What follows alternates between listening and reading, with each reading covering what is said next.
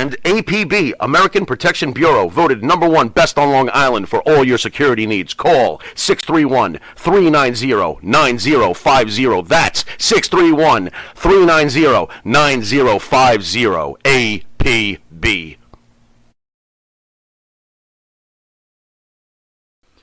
You need a body shop?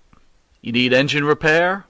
Auto Excellence, Collision Specialists, 631-261-6420. That's 631-261-6420. Auto Excellence.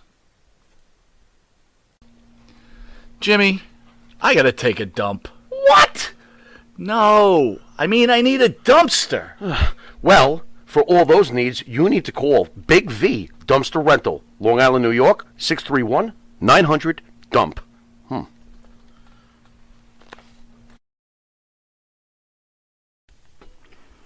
Elm Logistics, for all your logistic needs, call 631-299-3595. That's 631-299-3595. Elm Global Logistics, pride, performance, and partnerships.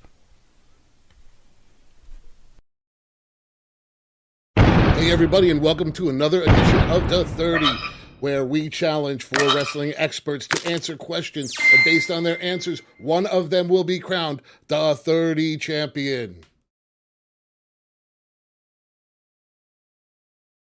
And let me bring them in one at a time. First, we have the player, Benny Scalo. What's going on, Benny? All right. One of the former champs. I think you've held this title more than anybody else at this point. 4-timer. So next we have the man from Boston, the president of Thursday Nights, the one and only Phil DeCesare. Timer, I'm a long timer. Woo! Awesome. And next we have another man who doesn't need any introduction. He is from Centerville, what a day, Joe Lowry. Hey everybody, Joe Lowry, what a day. Happy New Year to everybody out there. Thanks for joining us live here on Monty and the Pharaoh and the 30. Yeah. And now a man that doesn't need any introduction. He returned and reclaimed his title once again. We have the man, Dan Sebastiano. What's going on, Dan? Man, as the real world champ, I had to wear my real world champ shirt today. And Benny might be a 4-time champ, but it's easy to be 4-time when you keep losing the title to me. So. Well, he does pull out those shenanigans. He distracts me with those colorful shirts. He's got the dog barking. He's got microwaves going off. He cuts people's power.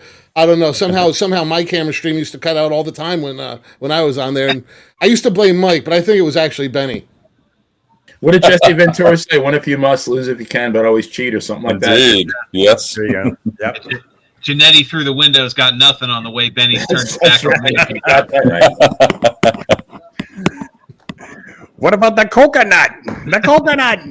You like coconuts? You want a banana? Here's a banana. There you go.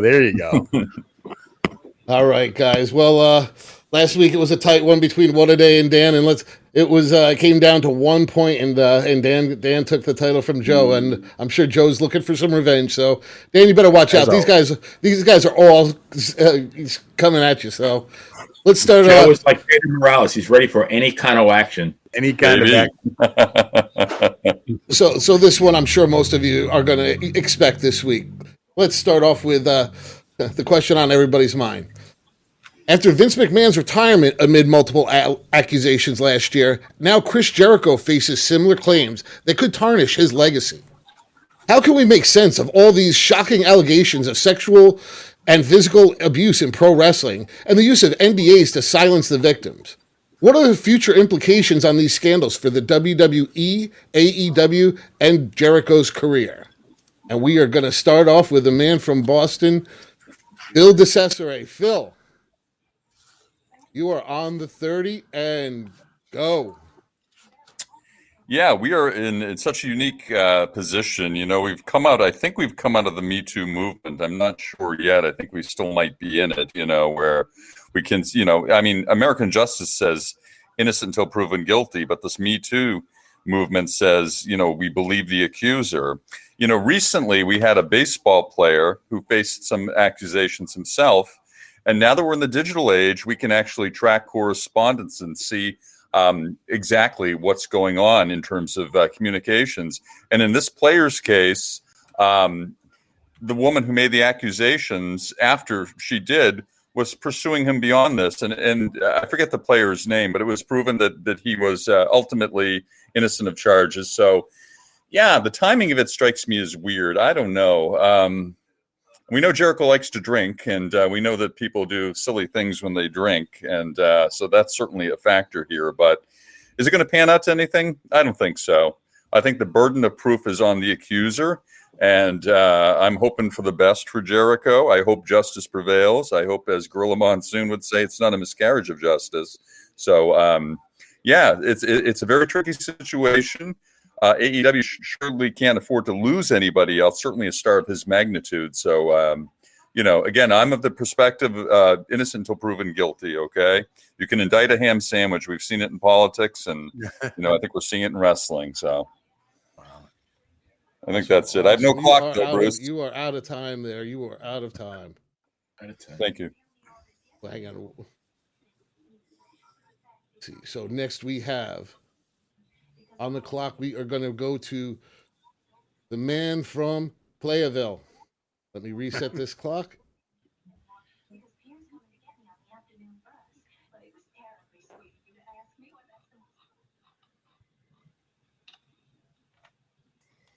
And Benny, you are on the 30. Go.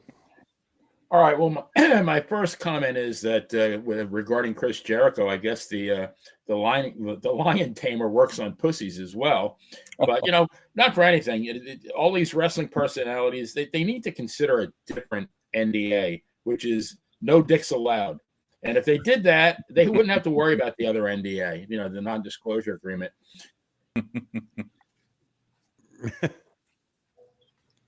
I was just gonna say that I see nothing on the screen here. Uh-oh. Are we taking a break here? I was going to say, I see Benny in a timer going in the lower left corner.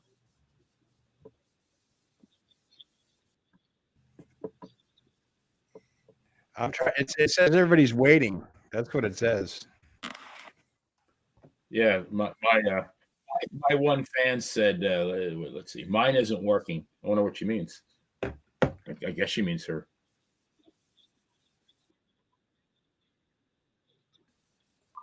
All right. Well, do I have to start over again? Because I had a couple of good one-liners, a couple of good zingers there. All right. So, yeah, I mean, now Chris Jericho is a guy that, I mean, I followed him for, 34 years now since I saw him in WCW in 1990. Just, I mean, always has been one of my favorites. You know, great career, phenomenal career, and always the first guy, it seems like, I think when Kamala was ready to lose his house, Chris Jericho was the first guy to pony up. So, you know, it's one of those guys, like, I don't know what's going on, but I just hope that there's nothing really that, you know, it's just there's smoke, but there's no fire in this case, because he's one of my favorites, and I'd hate to think he was. That's what she said. Lorena Bobbitt. Yeah.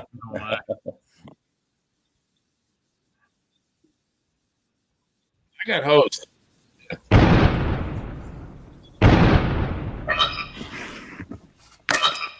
Uh-oh.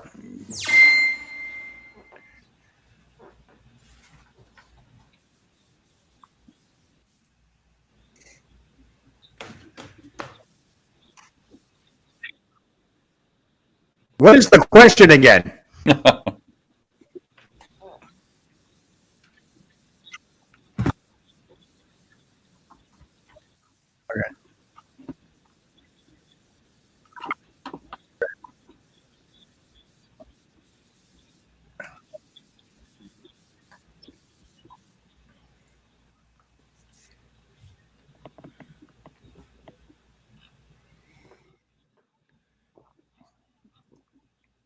All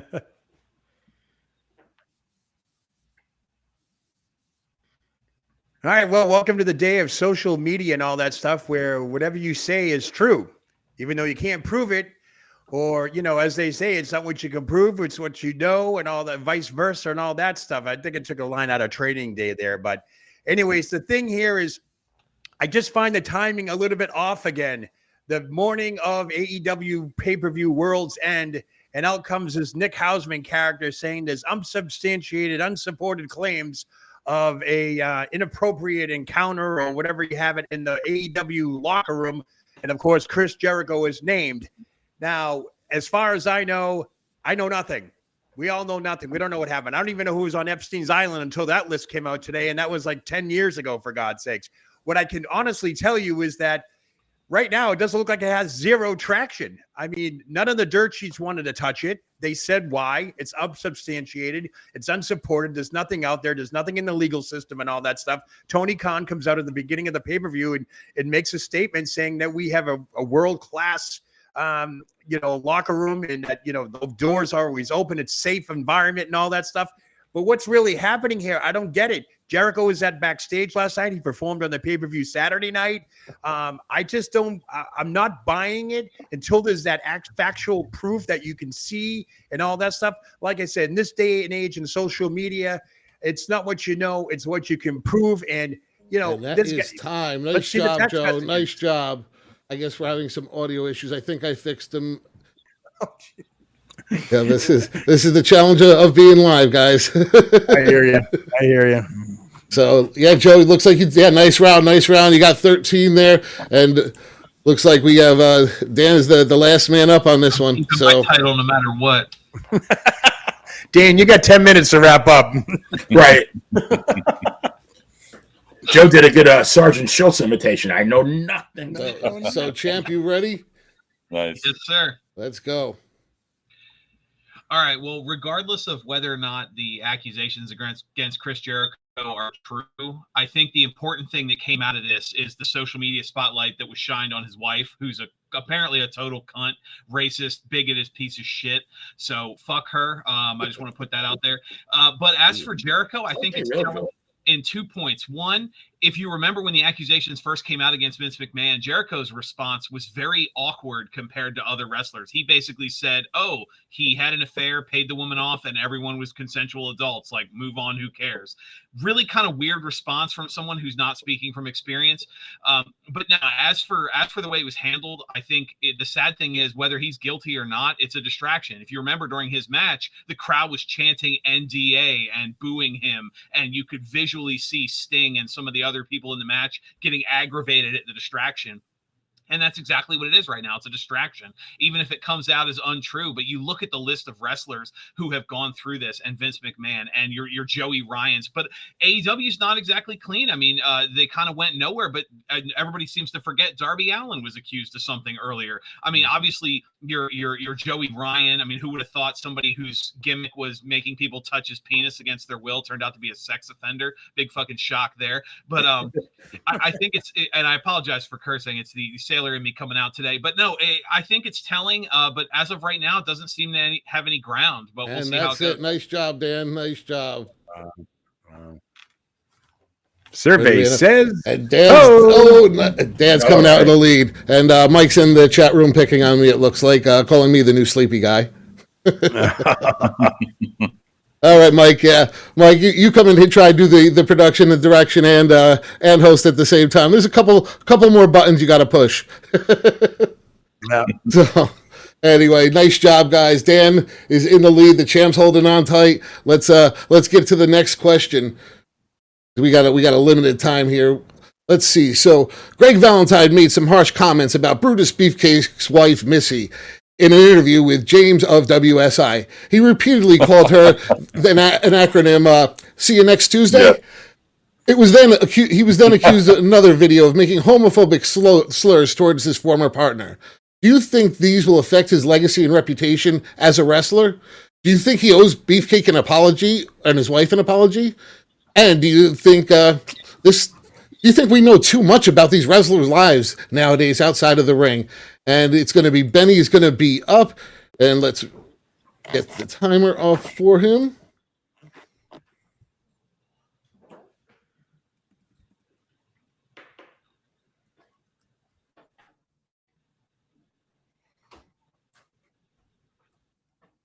And Benny, you are on the 30.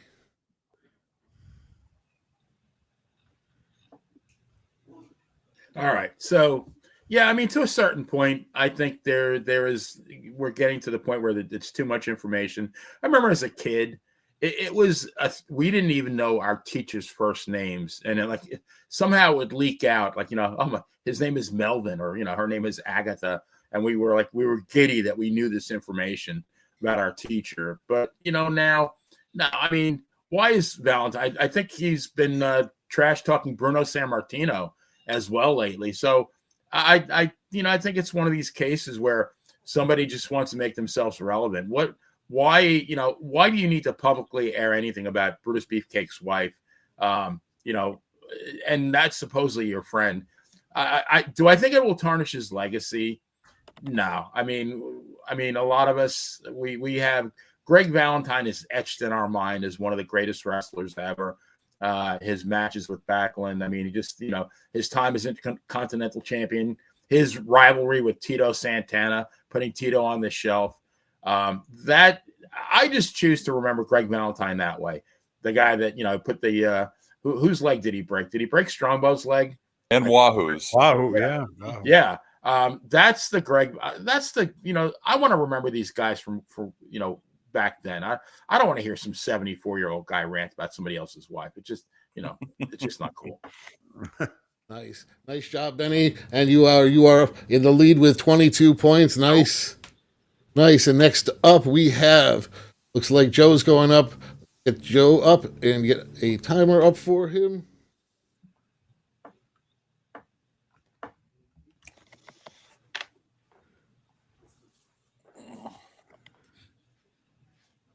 And Joe, you are on the 30. All right, here we go again. Welcome to the age of social media, where one generation who grew up with wrestling magazines meets now everything that you say is true and all that stuff. Look, I've met Greg Valentine. I've met Brutus Beefcake. Matter of fact, I went to high school with Melissa at North Quincy High School. She's a North Quincy High School graduate. Whenever I've encountered her, she seems fine. So whether or not this is a mark or a show or whatever, these podcasts are a dime a dozen now. I used to do them as well. You get that one comment from someone and it just blows up to for total disregard for everybody involved. Now, Greg Valentine's been on the indie circuit / convention circuit for some years now. These guys are trying to stay relevant. So these reporters, these podcasters, these journalists are always trying to push these guys to the next level to say, hey, what can you tell us about this or that? And lo and behold, he goes ahead and he drops the F and C word about Brutus Beefcake's wife. That's great. Fine. Do we know them personally? No. Do they have a fight or a falling out? I have no idea. It's totally up to them. But why do you have to air your dirty laundry out on a podcast? If that's so true and you have all these great stories, write a book. Make some real money, and we'll go ahead and read those and, substantiate these things. This whole avenue of podcasting now, people just trying to get that one headline, that one sentence, and it's just taking it too far. Nice job, Joe. All right. Nice job. Where do we end up with that? Oh, Joe's taking over the lead. Pretty good lead there too. Nice job. Let's see. We've got Dan. Looks like Dan's up next. Let's get you up there. Killing me.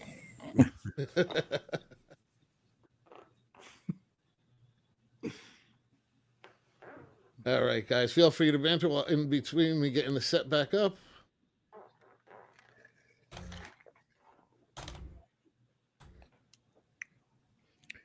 And then Dan, go. All right. Well, before we get into what Valentine said, maybe you guys can know. Can someone tell me when exactly Greg Valentine finished morphing into Mama Fratelli from the Goonies? Have you noticed that visual comparison? I mean, it's ridiculous.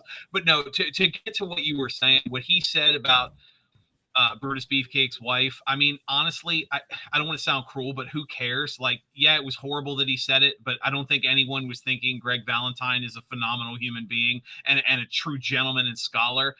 As for what he said about his partner, the offensive homophobic language, that's never acceptable to say, period, even as a joke. I mean, Benny and I had a guest on the show that used some of the language to quote someone and couldn't profusely apologize enough for having to say it in telling a story that someone else said it, which is what you should do. No, it's disgusting that he said it.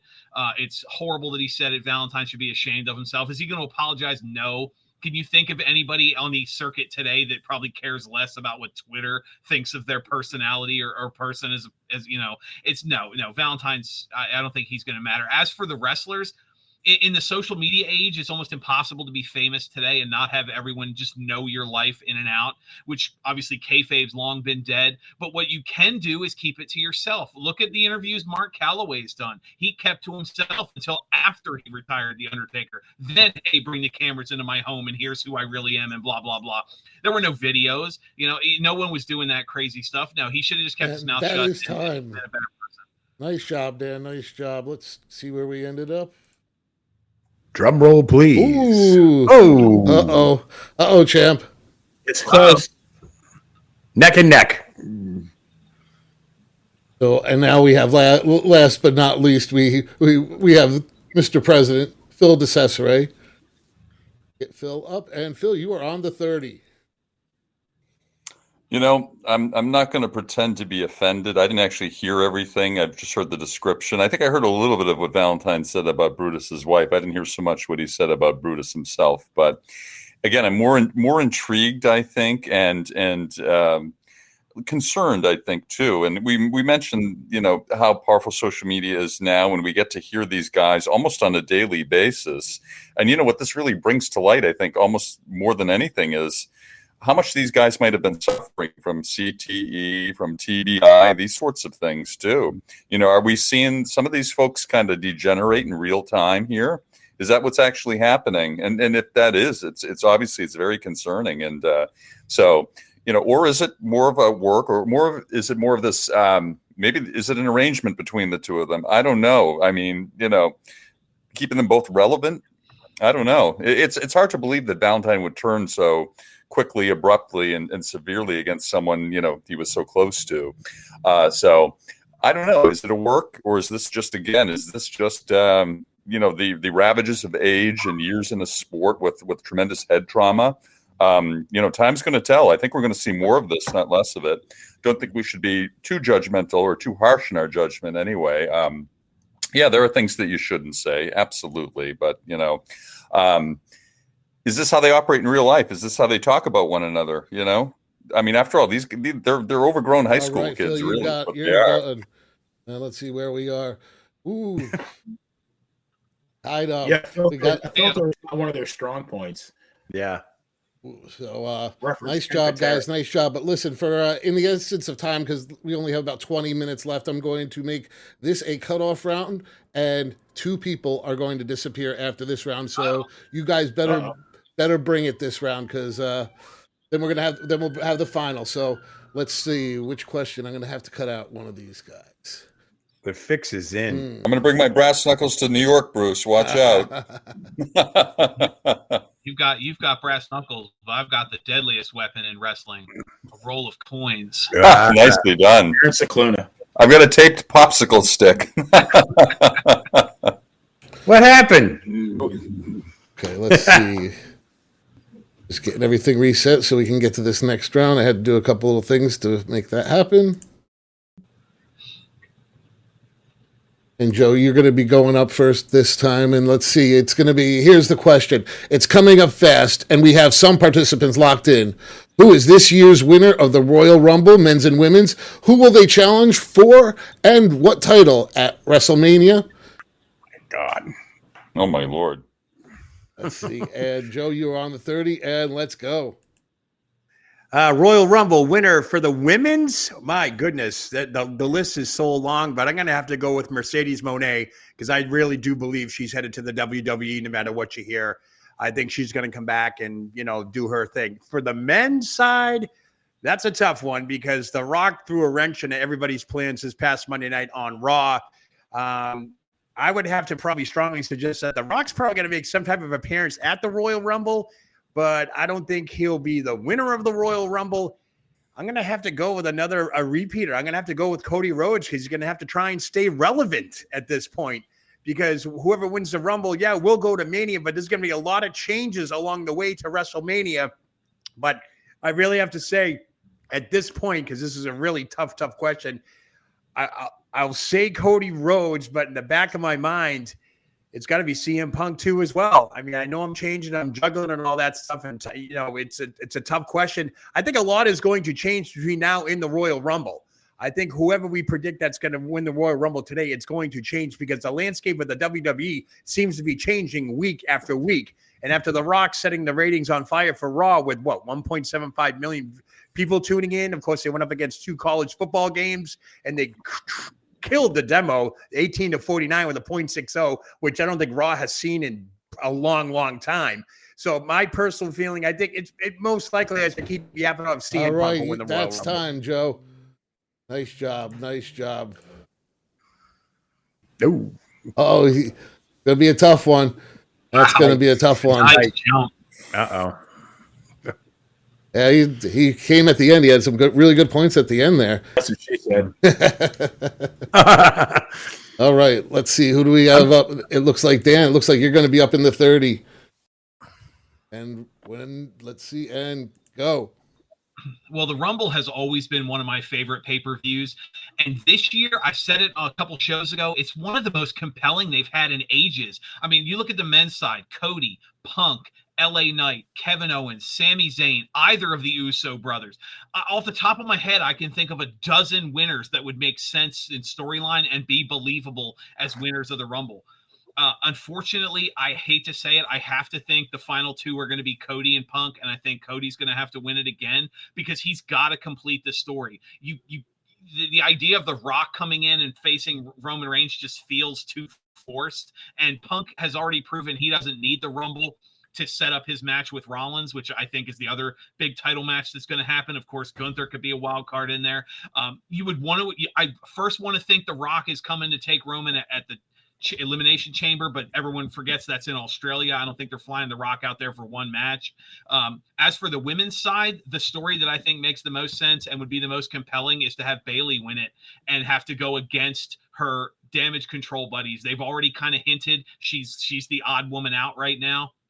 And I think Bayley versus kind of turning face again, especially if what Joe said is right about Mercedes Moné coming back. Although rumbles are she's going to be in AEW, but I think it's about time Bayley turned face. The crowd wants it, and Damage Control would play such good foil to that. Put her in Io Sky, but that would be my pick: Cody and Bayley. Nice, nice job. Do we get the old Bayley back if she goes face? Uh-oh. You know what? I think just for her Mania entrance, I would have the buddies. Yes. Yeah. and you know what? Just because wrestling fans have that memory, put duct tape on them to show that she takes the ones she sliced up back together. I love it. Nice job. Nice job. Let's see. So looks like who's up next? Oh, it looks like Phil. You are next on the 30. And go. Boy, what a great speculative question, Bruce. You know, the thing we like about the Royal Rumble is the surprise factor. And Kissing you Butt know, does get extra typically points. number 30. Typically, number 30 is can be really very, very much a surprise. I'm not going to predict they're going to dig up the Iron Sheik and he's going to take 30 minutes to come down the aisle and win it all, but I think so. You know, Punk does seem like the logical favorite. I don't think The Rock's going to make it to. I think The Rock is going to make it to the Rumble and to the pay-per-view beforehand, certainly, but I don't know if he's going to make it to Mania. There's this guy from New Japan who just left the promotion. I think he is. He's in the Samoan family, well, not directly related, but he would make a nice addition to the Bloodline story. But ultimately, I think Punk's going to be the guy. You know, Cody is a nice thought. You know, maybe the odds are there too. I'm not sure. But as far as the females go, as far as the divas go, I think it's going to be a surprise. I don't think it's going to be Mercedes Moné. I think she's AEW bound too. I think Camille could make a debut. There's some talk about that. Her contract's up. Or Jade Cargill, who was just. So I think there's going to be a surprise there, and I think they're going to challenge the Irish Lass Kicker for the title. So I think it's going to be more of a surprise in the Diva division right now, and I think they're going to pursue our Irish friend. But yeah, there's just so much possibility, man. That's it, Phil. It's over. I'm sorry, Phil. I'm sorry. Almost there, just 2 points. It was a great comeback. That was a great round, but unfortunately, we do have to say goodbye to you for tonight. All right. See you later, Phil. Happy New Year, guys. Happy New Year. Take care. So, Benny, it's going to come down to you. I know if anybody can do this, it's gonna be you. You can definitely pull this off. I'm really good at pulling it out. He's on fire tonight. That's what the Playmates say, anyway. And Benny, let's see. I'm already on there. Nope. Or am I? I prematurely Reset? hit the button. And you are on the 30 and go. All right. Yeah, I'm going to need all 90 seconds this time, I think. So, yeah, let's do the women first. Well, of course, let's do the women first. So, I agree with Phil 100% that it's going to be a surprise. I do believe that it will be Jade Cargill, or as my Massachusetts people say, Jade Cargill. Cargill. And, I would like to see her. I'd like to see her and Rhea Ripley go at it. I think, I understand she's training at the Performance Center. I'm not sure where she is. I'm sure she's, training very intensely. They have a lot invested in her. And I think, and Rhea Ripley, geez, she's so, she's on fire right now. I think that would be a very good rivalry. As far as the men, I think it's going to be Punk. I think it's a no-brainer, actually, because, it seems like Rock and Reigns is inevitable at this point. And I actually think that somehow Roman is going to drop the title to LA Knight before Mania, so that when he and Rock are going at it, it will not be a title match. I just have this feeling. So, and as far as Cody goes, I think he's just going to have to wait to finish his story. I think Punk's going to win the Rumble, and I think it's going to be Punk and Rollins at WrestleMania. I think Cody's going to feud with somebody. I know he's feuding with Nakamura right now, but he's going to have to his story's going to have to wait a little bit. And that is time. Let's see how we ended up here. Oh, I think those bonus points in the beginning, Benny, might have benefited you there. And What's up with that? So, unfortunately, Joe, we got to say goodbye to you, but stay warm down there. Happy New Year, everybody. What a day. We'll see you later, Joe. Stay warm, Joe. All right.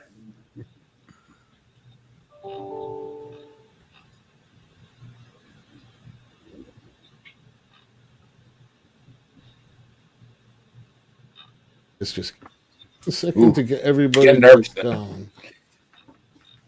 And now we have the final question. It comes down to the partners in crime, Dan and Benny. This should be fun. And Dan's cat. Yeah. Dan's Yeah, cat. well, don't forget, Benny's got the playmates in his corner. So, Oh yeah. let's see, which one of these questions do we want to bring up? All right, this one. Let's see. Benny's going to be up first. So this is going to kind of continue off of that last question. This week we saw The Rock return in what appeared to be a challenge to Reigns at WrestleMania to prove who is the true head of the table. And now the newly returned CM Punk seemingly is on a collision course with Seth Rollins for those same big days. Where does this leave Cody Rhodes? Also, how does Damian Priest, who's been holding this Money in the Bank briefcase for quite a while, come into play coming up into WrestleMania? So, Benny, you are on the 30 and go. Yeah, it's really funny because the one thing I want to bring up is I thought Jinder Mahal did a fantastic job as being The Rock foil there. I mean, he really was on fire. And I thought to myself, well, you got Drew McIntyre there at Raw. All you are is you're one Heath Slater away from a 3MB reunion, right? I think it's inevitable. I do think that the title will not be on the line. Like I said in my Lance answer, I think it's going to be Reigns and Rock, and I think it's going to be an inconclusive match. I don't think it's going to be one of these things where it's going to be nobody's winning clean. I think it's going to be some kind of tainted victory. Somebody's going to help somebody. But yeah, I mean, Cody. I really think Cody has lost a lot of his sizzle. I mean, obviously he's still a top baby face, but I think with the addition of Punk, with the return of Randy Orton, I think his luster has worn up a little bit. So, I mean, there's no timeline on finishing his story. He can finish it, he can finish it post WrestleMania. There's nothing to say that he's got to win the title at WrestleMania. Do I think he's going to win the title? Hell yeah. He's got many good times ahead for him, but I just think that at this moment there's a logjam at the top of the heap there, so he's going to have to just be patient and wait his turn. All right, Benny, nice job. See how we ended up. Okay, well, that round it's a 9, so let's see if the champ can pull it out. If anybody can, he can. He's done it before. We'll see what he can pull out. Let's get Dan up on the 30. And Dan, you're on the 30. Yeah, I have to agree with Benny. There's a logjam at the top with the faces. If you're not going to put the belt or not have The Rock and Roman at Mania, then you have to do something either at the Chamber or at the Rumble to put Cody and Roman together, and then have The Rock come out and either stop the interference or in some way, kind of like they did with Shawn Michaels, where he screwed The Undertaker to get that last retirement match, to have The Rock make a point that Roman can't win on his own. But no, I think if they wait any longer than maybe SummerSlam, they've lost it. Cody is still probably one of the biggest baby faces they have, but he is losing the sizzle, especially if Punk continues to be as hot as he is. Merch seller, ticket seller, ratings boost, and then you bring in The Rock, and you've got LA Knight, and you've got all these other guys that are just bringing down all kinds of numbers. No, I think what they have to do, if they're not going to put the belt or not give Cody the Rumble win, then they have to do something at the Chamber to set him up to be the next big challenger, maybe even team with The Rock at some point. But if they don't pull the trigger by SummerSlam, I think the boat has sailed. Benny said there's no timetable on the story, but there is a timetable on fans caring about the story. And unfortunately, wrestling fans have a short attention span, especially if Punk continues to be hot and LA Knight continues to be hot. And you've got all these other Jey Uso, and you've got all these other stars that are ready to take Cody's spot if they don't pull that trigger. Nice job, Dan. Really nice job. And how did we end up? Oh, the champ is defended. All right. All right. I'm sorry, Benny. I got to send you out of here. That's all right. But we'll be talking tomorrow on Wrestling Remembered. We're going to be doing a live version of Wrestling Remembered tomorrow night. It'll be somewhere around 7:30 p.m. We'll post up the live link. Can't wait. It's going to be me, Joe, and Benny. It should be fun. So, but see you later, Benny. All righty. Take care. Look at my fan over here that's excited I won. Look at him. And nice job. How does it feel to repeat as the 30 champion? You are only the second person to repeat. I was going to say I've successfully defended the title twice now. That's got to be. Wow. I mean, I've already got the one record. Maybe I can go for the record on successful title defenses. Yeah, I'm not as lenient with points as Mike was, but hey, I don't think it's going to be a while till we see those 100-point days again. But listen, hey, great job tonight. I will talk to you sometime in the next couple days. And on behalf of the entire Monty and the Farrell family, thank you guys, and we will see you soon. Take care, guys.